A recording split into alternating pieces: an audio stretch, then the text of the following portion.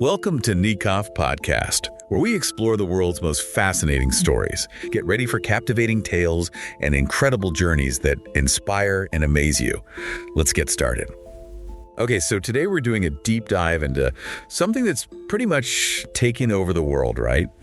Social media. It's everywhere. But, we see the fun stuff, the trends, all that, but there's a whole other side to it. Right, the part we don't always think about. Exactly, and that's what we're looking at today, the not-so-fun side. We found this article that actually lays out 10 dangers of social media. Wow, 10. Yeah, I know, right? So let's unpack this, and I think a good place to start is cyberbullying. Oh, absolutely. It's a huge problem, especially for, younger folks. This article really dives into, the emotional toll it can take, the stress, the anxiety, even depression. And it's so easy, just a mean comment here, rumor there, it all adds up. And it can really do damage. Definitely. Okay, so another thing this article talks about is privacy. How much of ourselves we put out there. Right. You share pictures, thoughts, even your location sometimes. It's all just out there.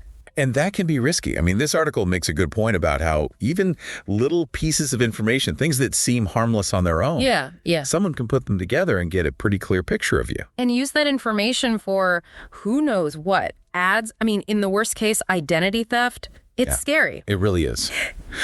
Okay, next up, fake news. I feel like we hear this term constantly. All the time. But this article really brings home how dangerous it can be. The thing is, those social media algorithms, they love sensational stuff. Right. And that means fake news spreads like wildfire and people believe it. And that can have real consequences, influencing elections, even public health decisions. It's wild. It really is. So we've talked about cyberbullying, privacy, fake news, and then there's the whole issue of addiction. Yeah. Scrolling for hours, checking notifications constantly. We've all been there. Right, it's designed to keep us hooked. And the article talks about studies linking this to loneliness, anxiety, depression. It's a real thing. Like anything else, too much of it can be a bad thing. Moderation, right? Absolutely. So we've covered a lot of ground already. Cyberbullying, privacy concerns, fake news, addiction. And this article doesn't stop there. It also talks about the dangers of exposure to inappropriate content, especially for kids. Right. That's a big one. Violence, pornography, things that could be harmful to young minds. And it's not just online stuff either. This article even gets into physical safety risks, like someone using your location data to actually track you down. It can happen. Think about it. We share where we are all the time, checking in at places. It's convenient, but it can also make you vulnerable. In real life, vulnerable. Exactly. So it's something to be aware of. Okay, so we've talked about a lot of heavy stuff, but this article isn't all doom and gloom. No, not at all. It also offers some ways to protect ourselves, which we'll get into. But first, I want to touch on one more danger from the list that really stood out to me. It's how social media can affect your work, your school, your performance in general. Yeah, that makes sense. It's so easy to get distracted. You're working on something, then bam, notification pops up. Next thing you know, you're down a rabbit hole and you've lost an hour. Totally. And this article actually mentions a study that found a link between excessive social media use and lower grades in college students. Really? Yeah, it's interesting, right? So it's not just about our free time. It can really spill over into other areas of our lives. Wow, I hadn't thought about it like that. Me neither, until I read this article. It's definitely been an eye-opener. I bet. But okay, so enough with the scary stuff. Let's talk about some solutions. The article does offer some advice on how we can protect ourselves, practical tips. Yeah, that's what we need. Give us the tools to stay safe. Exactly. So, where do we even start? Well, the article emphasizes a few things, like adjusting your privacy settings, being careful about what you share. Using strong passwords is a big one, too. Okay.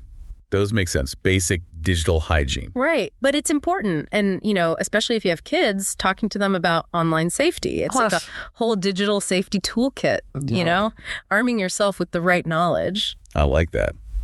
Okay, anything else from the article that really struck you? One thing that really stood out to me was the whole long-term impact of what you post online. Oh, yeah, what you put out there stays out there. Exactly. The article talks about how employers, even schools, they check social media now. Oh, wow. So those funny pictures from college, those might come back to haunt you. Yeah, it's like your digital footprint follows you around. It really does. Yeah. So think before you post, right? Absolutely. It's something we all need to keep in mind. So we've covered a lot of ground already. Cyberbullying, privacy, fake news, the whole shebang. It can be pretty overwhelming, honestly. Yeah, it's a lot to take in. So I guess the big question is, what do we do with all this information? Do we just abandon social media altogether? I don't think so. Not necessarily. I mean, it's become such a huge part of our lives, right? Yeah, it's how we connect with people, stay informed, even do business. Exactly. So it's not about ditching it entirely. It's about being smart about it. Being aware of the risks, making conscious choices. Right. And then we can use these platforms safely, in a way that actually benefits us. That makes sense. Kind of like understanding the user manual before you operate a powerful machine. Exactly. Okay, so we've talked about the dark side of social media, and it can be pretty dark, but there's also a lot of good that can come from it. Oh, absolutely. There's a whole other side to this story. Right. So in the next part of our deep dive, we're going to shift gears and look at how we can make social media a more positive and enriching experience. Sounds good. I'm ready for some positivity. Me too. So where do we start with making social media a more positive experience? Well, this article we've been talking about, it actually has some really good advice. Yeah. Like what? Okay, so one thing they emphasize is taking control of your privacy settings. Oh, yeah. This can be confusing. Totally. But it's worth taking the time to figure them out. It's like, why give everyone access to everything? Exactly. It's your information. You get to decide who sees what. Right. So like limiting who can see your posts, your photos, all that. And think about the information you put on your profile, too. Yeah. Like your address, your phone number. Do you really need that out there for the whole world to see? Probably not. Probably not. Okay, so privacy settings, what else? Well, the article also talks about being careful about the apps you connect to your social media accounts. Oh, yeah, those like personality quizzes. Exactly. Those things can be sneaky. Yeah, you click on one and suddenly they want access to your whole life. It's like, wait a minute. Why does this quiz need to see my friends list? Right, so definitely be careful with those. Okay, so we've got privacy settings, apps.passwords. Oh, yeah, that's a big one. We hear it all the time, use strong passwords. But it's so easy to just use the same one for everything. I know, I'm guilty of that. But we really shouldn't. I mean, one weak password and someone could get into all your accounts. It's like having one key that unlocks everything. Your house, your car, your bank account. Not a good idea. Not at all. The article actually suggests using a password manager. You know, those programs that help you generate and store strong passwords. Oh, yeah, those are helpful. Way better than trying to remember a million different passwords. So passwords, privacy settings. What else did the article say? Well, they talked about something called two-factor authentication. Have you heard of that? Yeah, I think so. But honestly, I don't really know what it is. Okay, so basically, it's an extra layer of security. Like, even if someone gets your password, they still can't get into your account without a special code. Oh, okay. So it's like a double lock on your door. Kind of, yeah. It makes it way harder for hackers to get in. That's good to know. Okay, so we're getting pretty good at protecting our accounts, but what about the content itself? You know, all the stuff we see on social media. Yeah, that's a whole other challenge. Especially with all the fake news out there. How do you even know what to believe anymore? It's tough. This article actually talks about the importance of becoming more critical thinkers. Okay, yeah, that makes sense. Like not just taking everything at face value. Questioning things, right. Exactly. So how do we do that? Well, the article has some tips, like always consider the source of the information. Okay, yeah. Is it a reputable news site or just some random person on Twitter? Right. Look for evidence, too. Like, do they have sources to back up what they're saying? And watch out for those really dramatic headlines. Oh, yeah, the ones that are all in caps with exclamation points. They're designed to grab your attention, but they're not always accurate. So it's like, don't just react emotionally. Take a step back and think about it. Exactly. And the article also emphasizes the importance of checking multiple sources. Don't just rely on one website or one news outlet. Get different perspectives. See the whole picture. Exactly.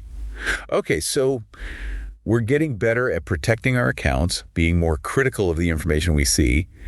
But what about protecting our own mental health? Oh, yeah. That's important. Because we talked about how addictive social media can be. It's easy to get sucked in, spend hours scrolling. And that can take a toll, right? Like increase your anxiety, make you feel more lonely. So what can we do about that? Well, the article suggests setting some boundaries. Boundaries? Like what? Like time limits. You know, a lot of phones and apps now let you track how much time you're spending on social media. Oh, yeah, I've seen that. And you can set limits like, okay, I'm only going to spend an hour a day on this app. So it kind of forces you to be more mindful. Exactly. I guess that could work. Another thing they suggest is scheduling specific times for checking social media. Instead of just like constantly checking throughout the day. Yeah, like set aside, say, 30 minutes in the evening to catch up on everything. So you're not constantly distracted. Exactly. Yeah. And turn off those notifications. Oh my gosh, yes. The constant pings and buzzes, it's too much. It's like they're designed to interrupt you. They are. Okay, so boundaries, time limits, notifications, that's a good start. But is there anything we can do about the content itself? Like make it more positive? Absolutely. And that's actually the next thing the article talks about. It's about curating your feeds. Curating? Like making it more, I don't know, beautiful. Kind of, yeah. Like think about the accounts you follow. Do they inspire you, make you laugh? Yeah.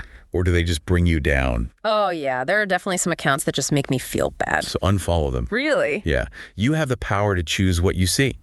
Fill your feed with things that make you feel good. Okay, I like that. And don't just passively consume content. Engage in conversations. Share your own thoughts and ideas. Connect with people who share your interests. Turn it into a positive experience. Exactly. And most importantly, be kind. Oh, yeah. Kindness goes a long way, online and offline. Absolutely. So, we're talking about setting boundaries, being more mindful of the content we consume, and choosing kindness. It sounds like we're starting to build a pretty good toolkit for making social media a more positive force in our lives. It's a work in progress, but we're getting there. So we've talked about the risks, we've talked about protecting ourselves, but what about actually using social media for good? You know, making it a more positive force in the world? Yeah, I like that. Turning it into something that benefits us instead of just draining us. Exactly. And this article, it actually touches on that too. Oh, it does. Okay, tell me more. Well, one thing they talk about is being more mindful of what you consume, like the accounts you follow, the content you engage with. Okay, yeah, that makes sense. Like, are you following people who inspire you or people who just stress you out? Right. And it's so easy to get caught up in the negativity, you know, all the bad news, the drama. It can be overwhelming. It's like a constant stream of negativity. Exactly. But you can choose to focus on the positive. You know, follow accounts that make you laugh, teach you something new. Curate your feed, right? Yeah. Make it a place you actually want to be. Exactly. And it's not just about what you consume, it's also about how you participate. You know, engage in meaningful conversations, share your own thoughts and ideas. Turn it into a two-way street. Exactly, instead of just passively scrolling. And don't forget about kindness. You know, even when you disagree with someone, you can still be respectful. Oh, yeah. That's so important. Like remembering that there's a real person on the other side of the screen. Absolutely. And here's another thought. Social media can be a powerful tool for change. You know, people use it to raise awareness about important issues, to advocate for social justice. That's true, like organizing protests, spreading information about causes they care about. Right, so it's not all bad. It can be used for good. It's about using it intentionally, you know? Yeah. Choosing to make it a force for positive change. Well, this has been an amazing conversation. I feel like we've really explored the full spectrum of social media, from the dark side to the potential for good. It's definitely been eye-opening. So as we wrap up this deep dive, what's the one thing you want our listeners to take away from this? I think the biggest takeaway is that social media is a tool. And like any tool, it can be used for good or for bad.